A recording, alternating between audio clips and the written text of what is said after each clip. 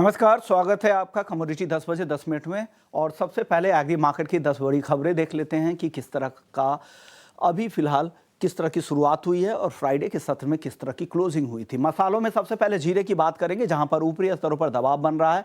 एक बार फिर से गुजरात में वीकेंड में जिस तरह की बारिश हुई थी उससे ट्रांसपोर्टेशन की दिक्कतें हुई हैं और थोड़े बहुत स्टॉक्स को भी नुकसान की कुछ खबरें हैं, उसका यहां पर आज साफ तौर पे असर दिख सकता है। जीरे की बात करें तो फ्राइडे के सत्र में हल्की मुनाफा वसूली जरूर दिखी थी। 26,900 के आसपास भाव अभी भी बना हुआ है, 27,000 के बेहद करीब। धनिया दायरे में फंस गया अच्छी रिकवरी के बाद 7,350 के करीब। अब जैसे जैसे नमी की मात्रा कम होगी, यहाँ पे इंडस्ट्रियल बाइंग ज़्यादा बढ़ेगी और साथ ही त्योहारी मांग का भी कुछ फायदा यहाँ पर दिख सकता है। हल्दी में फ्राइडे के सत्र में काफ़ी मुनाफा वसूली दिखी थी और 14,350 के आसपास आ चुका है। ग्वारसीड ग्वारगम इन दोनों काउंटर में अच्छी रफ्तार दिख रही है। ग्वारगम का वायदा 11,500 के ऊपर आ चुका है, लगातार यहाँ पर तेजी का रुख है और ग्वारसीड का वायदा 5,750 के करीब अब बढ़ता हुआ दिख रहा है। लेकिन वीकेंड में वहां पर बारिश से लग रहा है कि फसलों को थोड़ा फायदा हुआ है, तो हो सकता है आज के सत्र में कुछ दबाव भी देखने को मिले। कैस्टर अच्छी तेजी, हाजिर में मजबूत मांग, मिलों की अच्छी मांग से भाव पहुंच चुका है 6,850 रुपए के करीब। कैस्टर के बाद क्रूड सनफ्लावर ऑयल, जहां पे लगातार तेजी का रुख है, अब भाव आ गया है 1190 के ऊपर और इंटरनेशनल मार्केट में इसकी सप्लाई सबसे कम रहने वाली है, उसका फायदा यहां पर साफ तौर से दिख रहा है। साथ ही घरेलू बाजार में इंपोर्ट ड्यूटी जो बढ़ी थी उसका भी असर यहां पर दिख रहा है। सनफ्लावर के बाद बात करते कपास की, जहां पर सीमित दायरे में ही कारोबार हो रहा है।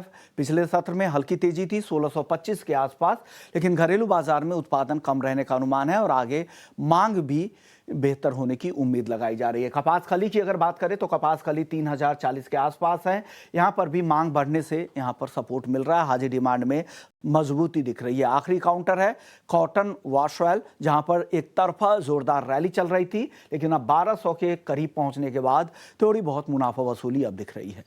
चलिए चलते हैं मनोज जी के पास, पृथ्वी फिनमार्ट के डायरेक्टर हैं। मनोज जी, सबसे पहले आप हल्दी पे बताइए, पिछले सत्र में दबाव दिखा था, आज वापस से तेजी लौटेगी क्या और 14,000 का लेवल बरकरार रखने में हल्दी कामयाब रहेगी? नमस्कार विश्वमोहन जी। नमस्कार अगर सर। हम हल्दी की बात करें तो हमने एक दायरे में यहाँ कारोबार होते हुए देखा है और हम देख रहे हैं कि लगातार जो इसका सपोर्ट लेवल 13,850 बना हुआ था वो पिछले सप्ताह भी होल्ड होता हुआ नजर आया था। हालांकि ऊपर में 14,700 के आसपास एक रेजिस्टेंस यहाँ दिखाई दे रहा है, तो हमारा मानना है कि ये दायरा बना रह सकता है, लेकिन फिर यहाँ पे निचले सपोर्ट लेवल के आसपास हल्दी का जो काउंटर है वो आता हुआ नजर आया है। तो आज के सत्र में 14,100 के स्तर मिले तो वहां पे अक्टूबर वायदा में बाय कर सकते हैं। 13,850 का स्टॉप लॉस लगाएं और ऊपर में 14,650 तक के लक्ष्य यहाँ रखे जा सकते हैं।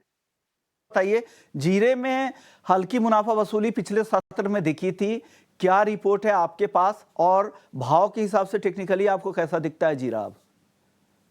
जीरे में हम लगातार आपके माध्यम से बताते आए थे विश्वमोहन जी के यहाँ 27,000 27,200 तक जीरा जा सकता है और हमने वो स्तर पिछले सप्ताह हासिल होते हुए देखे।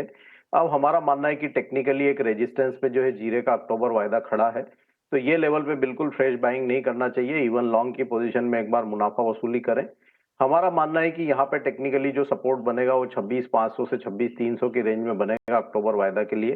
तो वर्तमान लेवल पे लॉन्ग की पोजीशन में मुनाफा वसूली कर ले और फ्रेश पोजीशन के लिए थोड़ा डिप का वेट करना चाहिए। ओके। धनिया बताइए सर, धनिया सीमित दायरे में है, फिर से 7,350 के आसपास खरीदना चाहिए या अभी रुकना चाहिए? नहीं, धनिया में भी यहाँ पे कोई बड़ा जो है ट्रिगर अभी बनता हुआ नजर नहीं आ रहा है तेजी का, और हमने एक अच्छी रैली आते हुए भी देखी थी, 7,400 के आसपास काउंटर आया था। ये भी कमोडिटी जो है एक टेक्निकली रेजिस्टेंस पे खड़ी है 7,400 के आसपास। तो हमारा मानना है कि एक दायरा जो है धनिया में 7,250 से 7,500 का नजर आता है अक्टूबर वायदा के लिए, लेकिन अभी कोई बड़ा ट्रिगर यहाँ पे तेजी का नजर नहीं आ रहा है, तो दायरे में कमोडिटी बनी रह सकती है। ओके।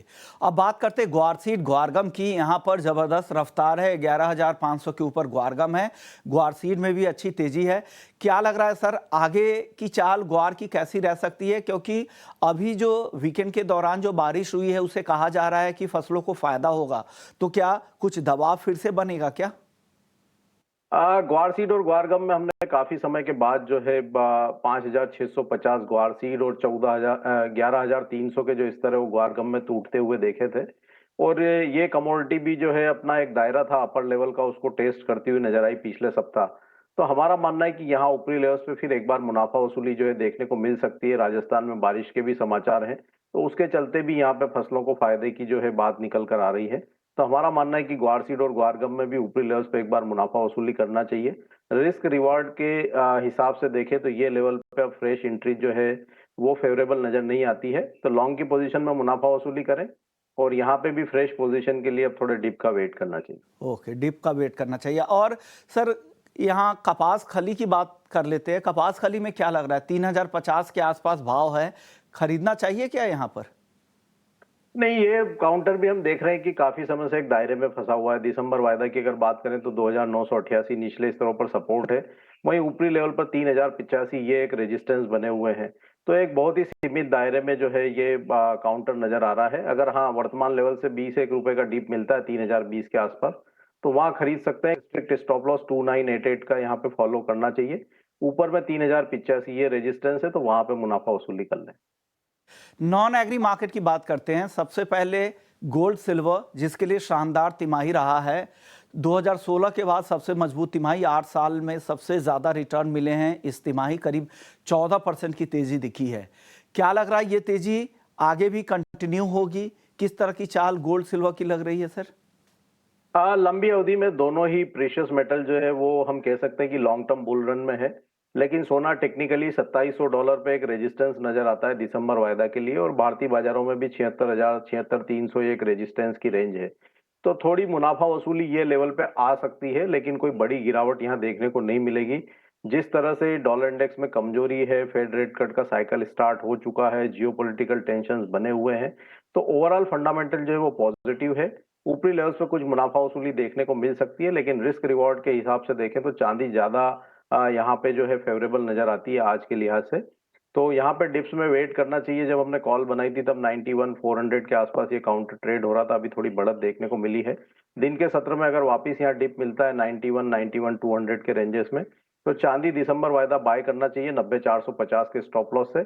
इंट्राडे के लिए 92,200 के लक्ष्य जो है वो रखे जा सकते हैं। जिस तरह से चाइना ने स्टिमुलस दिया है तो इंडस्ट्रियल मेटल में बढ़त देखने को मिल रही है, उसका फायदा चांदी को मिलता हुआ नजर आएगा।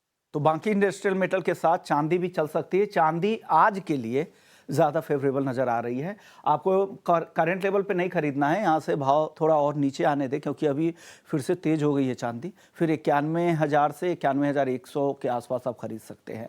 अब बात कच्चे तेल की करते हैं सर। कच्चा तेल पिछले हफ्ते कमज़ोर रहा, आज हल्की रिकवरी की कोशिश दिख रही है। $72 के आसपास ब्रेंट क्रूड का भाव है।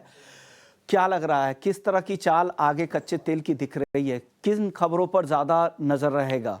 खाड़ी देशों का तनाव या फिर ये डिमांड सप्लाई का जो सिनेरियो टोटल डेवलप हो रहा है?